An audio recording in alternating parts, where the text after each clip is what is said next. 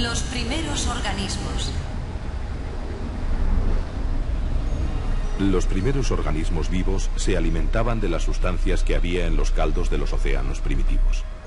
Este tipo de alimentación, mantenido durante varios millones de años, debió acabar con las reservas de materia orgánica.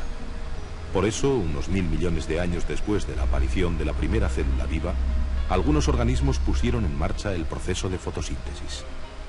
Las células primitivas utilizarían la energía solar para transformar anhídrido carbónico, agua y sales minerales en alimento y liberar oxígeno al medio. Así, aparecieron los primeros vegetales, los llamados productores primarios, hace unos 2000 millones de años. El oxígeno resultante de la fotosíntesis se liberaba a la atmósfera y empezó por oxidar las rocas de la superficie del planeta.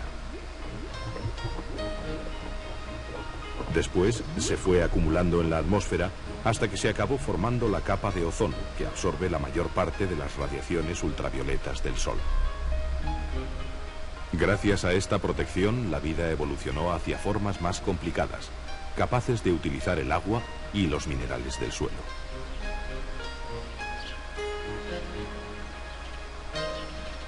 Harían falta millones de años para que los organismos vivos fueran adquiriendo el aspecto con que ahora los conocemos. ¿En qué momento empezó la vida exactamente? ¿Y por qué tomó una forma determinada y no otra? Son dos preguntas todavía sin respuesta. Pero se sabe que la vida no existiría de la manera en que hoy la conocemos sin la continua intervención de las plantas durante millones de años.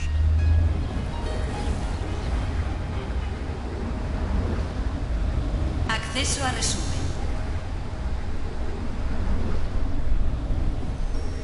Todos los seres vivos, desde los organismos unicelulares hasta los seres humanos, están compuestos de los mismos elementos químicos. El oxígeno, el carbono, el hidrógeno, el nitrógeno y también el fósforo y el azufre se combinan para formar los azúcares, grasas y proteínas que forman a todos los seres vivos. Estos organismos vivos tienen también la capacidad de fabricar sus propias proteínas a partir de la información de su material genético. Ese material se encuentra en los cromosomas del núcleo de las células y es capaz de duplicarse a sí mismo. De esta manera se transmite el código genético de una generación a otra. Se estima que la Tierra se formó hace 4.500 millones de años. En la Tierra primitiva había una gran actividad volcánica y también enormes descargas eléctricas, radiaciones ultravioletas del Sol y radioactividad.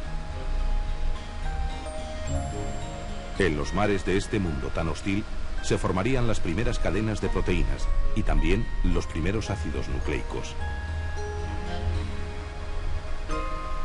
Con el tiempo se llegaría a una asociación de los ácidos nucleicos y las proteínas y se formarían las primeras células vivas.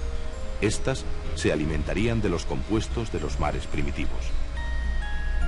Muchos millones de años después, algunas células empezaron a utilizar la fotosíntesis para fabricar compuestos orgánicos a partir de las sustancias inorgánicas. Este proceso liberaba grandes cantidades de oxígeno a la atmósfera y con los años hicieron que nuestro planeta permitiera el desarrollo de otras formas de vida. Todo este proceso fue posible gracias a la fotosíntesis de las plantas.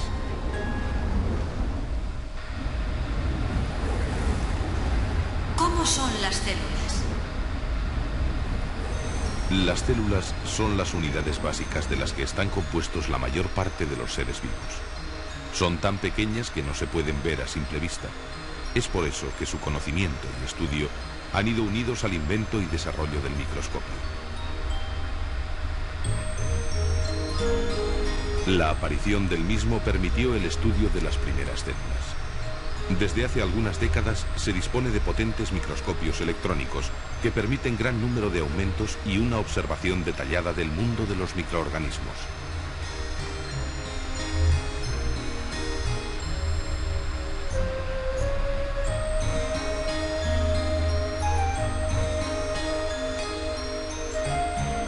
Hoy en día sabemos que casi todos los organismos que existen son células o están compuestos de ellas en cantidades variables que pueden suponer billones en los organismos más complejos. En los seres superiores, las células pueden ser de varios tipos diferentes, formando conjuntos llamados tejidos que tienen una función específica dentro del organismo que forman. Las células pueden tener formas y tamaños muy diferentes. Estas diferencias tienen una relación muy directa con su grado de complejidad y con la función que cumplen dentro del organismo del que forman parte. El estudio detallado de los distintos tejidos que componen el cuerpo humano ha demostrado que, por ejemplo, las células de los tejidos musculares tienen forma más bien alargada.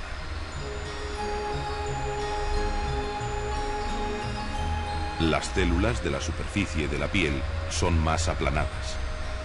En cambio, las células nerviosas, llamadas neuronas, presentan una forma más o menos estrellada y pueden tener grandes prolongaciones.